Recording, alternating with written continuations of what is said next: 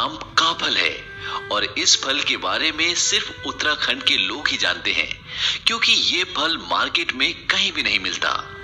ये फल गर्मियों में जंगल में अपने आप उगता है और जब ये फल आता है, इस फल के साथ दो चिड़ियाएं भी आती हैं, जिनमें से एक चिड़िया कहती है, काफल पाको मिलनी चाको, यानी काफल पक गए लेकिन मैंने नहीं चखे।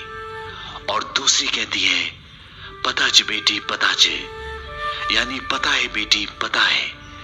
तो ये दो चिड़ियाएं काफल के साथ क्यों आती हैं और ये ऐसा क्यों बोलती हैं? इसके पीछे एक दर्द भरी कहानी है। ये बहुत समय पुरानी बात है। उत्तराखंड के छोटे से गांव में एक माँ और बेटी रहती थी, जो बहुत गरीब थी और उनके पास आय का कोई भी साधन नहीं था। उनके पास एक छोटा सा खेत था, जिस पर उस बच्चे की माँ खेती कर कर बहुत मुश्किल से अपनी गुजर बसर करती।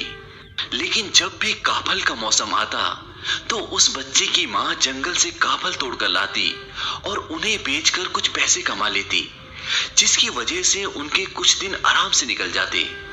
उस बच्चे की माँ को पूरा साल काफलों का इंतजार रहता।